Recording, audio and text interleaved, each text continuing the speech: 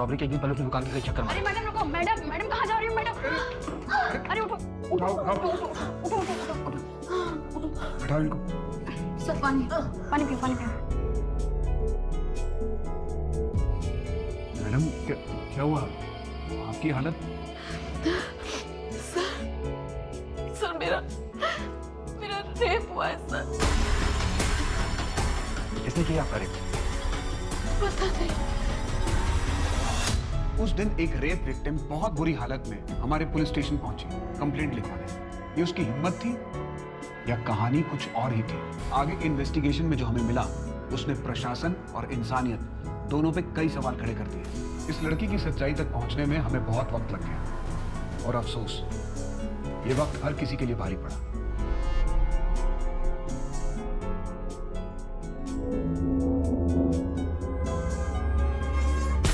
Change करके बाहर आ जाओ।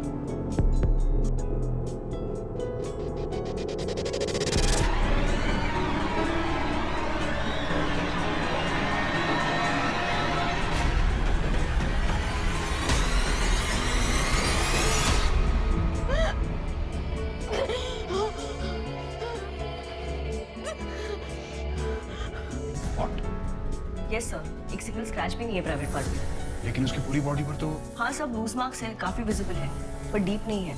हो सकता है खुद से भी किए गए। एनीवेज मैंने सैंपल भेज दिए हैं लैब में, रिपोर्ट आते ही मैं आपको इन्फॉर्म कर दूंगी। Doctor Shraddha, I don't think उसकी कोई जरूरत है। Doctor Sameer, let's not jump to conclusions. अभी कुछ कहा नहीं जा सकता, रिपोर्ट्स आते ही मैं आपको इन्फॉर्म कर दूंगी। लेकिन मैं श्योर हूँ कि जानवी का नया बेहतर है टेंशन पाने का। वो हर बार कुछ ना कुछ नया करती रहती है। अब तो उसने अपना काउंसलिंग सेशन भी अटेंड करना बंद कर दिया। जानवी की काउंसलिंग चल रही है? यस। मुझे उसके साइकोलॉजिस्ट का नंबर चाहिए।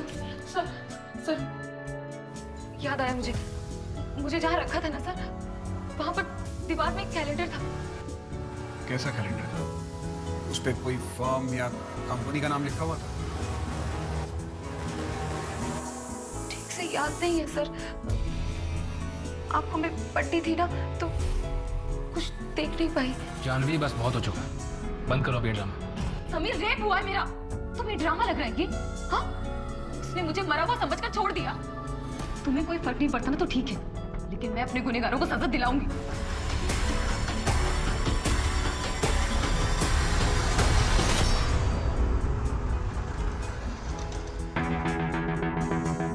मुझे कुछ नहीं सुनना जानवी। तुम्हें प्रोफेसर शर्मा से बात करनी पड़ेगी कि तुम अरविंद के साथ मूड कोर्ट नहीं कर सकती।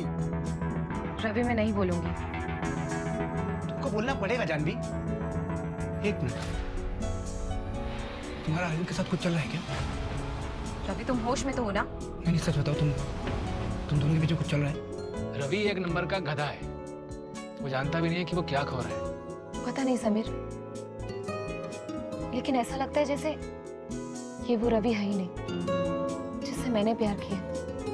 दिन ब दिन शक होता जा रहा है, गुस्से में बौखला जाता है, कुछ भी कर बैठता है। पापा शादी के लिए बोल रहे हैं और मैं श्योर नहीं हूँ। देखो जानवी, शादी कोई एक दिन का रिश्ता नहीं। जो भी फैसला लेना सोच समझ कर लेना। अच्छा वैसे तुम्हें पता है ना कि मैं भी तुम्हें स्कूल टाइम से बहुत पसंद करता हूँ। लेकिन समीर तुम जानते हो ना मैं रवि से प्यार करती हूँ। तुम दोनों के बीच अब प्यार बचा कहाँ है? जानवी, मैं कभी भी तुमको दुख नहीं दूंगा और जिंदगी में सबसे ज्यादा प्यार मैं तुमसे करूंगा, प्रॉमिस। मैं जानता हूँ तुम क्या सोच रही हो।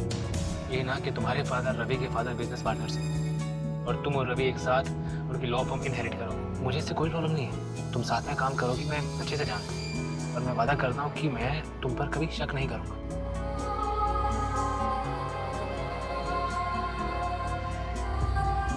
क्या मतलब है कहाँ कहाँ ध्यान रखूं? अब तुम्हें तुम्हारे लिए असिस्टेंट चाहिए?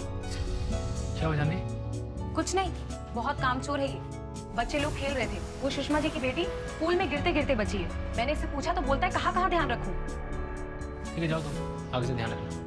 पर समीर, जाओ। जब तुम्हें हैंडल करना आता ही नहीं है तो बीच में पड़ते क्यों? तबीयत कैसी है तुम्हारी?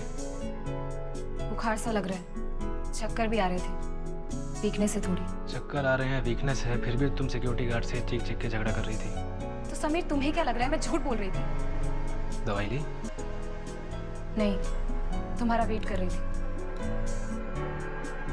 बुखार तो नहीं है, वीकनेस भी नहीं लग रही, फिर क्यों जानवी? क्या मतलब है क्यों? तुम्हें मेरी हर बात पर शक होता है ना? तुमने मुझ पर कभी यकीन किया ही नहीं। एक बात तो तुमने सच कही कि तुम बीमार हो, लेकिन तुम्हें बुखार जैसी छोटी बीमारी नहीं है जानवी, तुम दिमागी रूप से बीमार हो।